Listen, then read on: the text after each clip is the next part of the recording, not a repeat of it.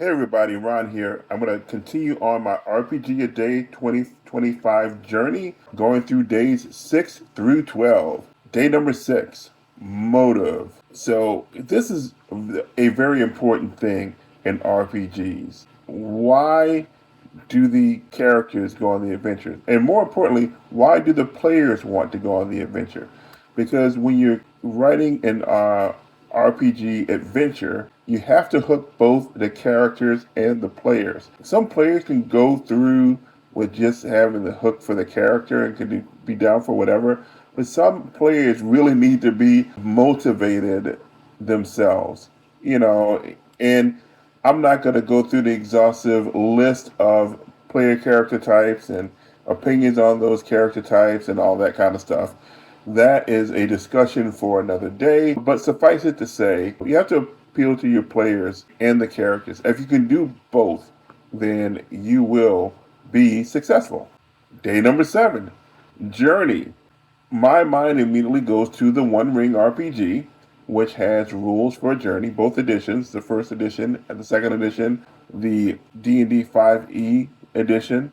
And the thing is that Tolkien's works are about the journey as well. The journey is the adventure.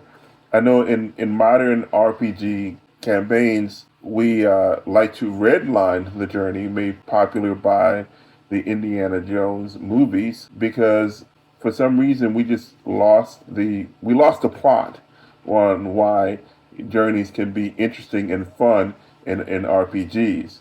You can see that in Lord of the Rings.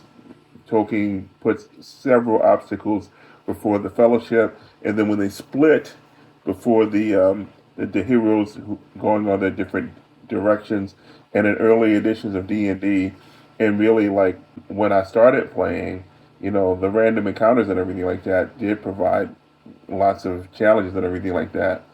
But somewhere along the way, myself included, I kind of brushed the journey aspect of RPGs, particularly fantasy RPGs, aside for just to get to the main thing. And that's just not as fun as doing some interesting things during the journey part of the adventure. Day number 8, explore. Similarly to this, exploration has also been a lost art in modern fantasy RPGs. People focus on the combat. I know that a lot of modern fantasy RPGs focus on the combat mechanics and kind of hand wave other things, but exploration can be really important. Once again, I just have to harken back to the old school style of play. Exploration is a vital part of the game and everything that comes with that, like checking for traps, trying to travel carefully through the dungeon so that you won't gain unwanted attention, um, examining things carefully, puzzles and clues and all that kind of stuff. That stuff can be a whole bunch of fun.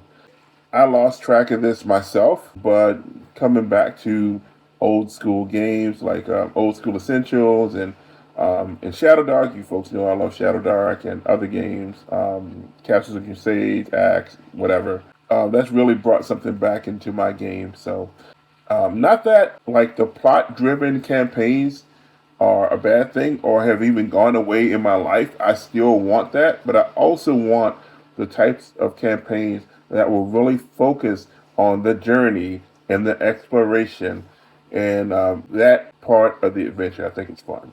Day number 9, inspire. All of these things really inspire my imagination. It inspires a bit of nostalgia from my childhood and what I thought Dungeons and Dragons and fantasy RPGs were when I started this journey when I was 13 years old. What really caught my eye. These types of things, journeys, explorations, these different heroic motivations. This is what got me into D&D and RPGs in general.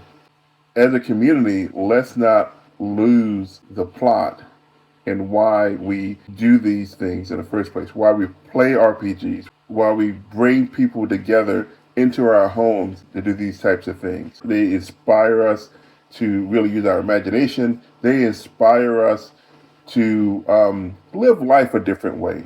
They inspire some people to live life, period. We know stories of people that say Dungeons and Dragons have saved their lives. Let's keep that in mind as we play, even when we get into our arguments about rules that really don't matter. Day number 10, Origin. I would like to talk about my RPG origin story, how I got into RPGs in the first place.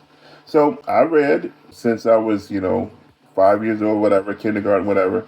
My older siblings say I read when I was younger. I don't remember, but I definitely remember reading in kindergarten. And there was these like yellow readers, and they had all these fantasy stories, and the knight in shining armor and all this kind of stuff, rescuing the princess and all that kind of stuff. And those things captured my imaginations, my vague knowledge of Arthurian legends and all that kind of stuff. That caught my imagination. My seventh grade year, I was sitting in the back of class, sitting next to a guy, this Navy brat named Calvin. He had his bag half open, and in the bag, I saw this red box of this stalwart warrior facing head on head with a vicious dragon. That caught my eye. And I asked, "Hey, wait, what's that?" And then Calvin said, "Hey, it's Dungeons and Dragons." And I said, "What's that?" And my fate has been sealed ever since. Started playing then, played off and on throughout middle school and high school. Really got into D&D, the second edition, in college. My life has never been the same. Day number 11, flavor. Flavor of fantasy. For me, this is a thing. I like my high fantasy, my epic fantasy. So modern D&D, although I don't really play the official brand D&D these days, I do have my other games that I play to fulfill those needs.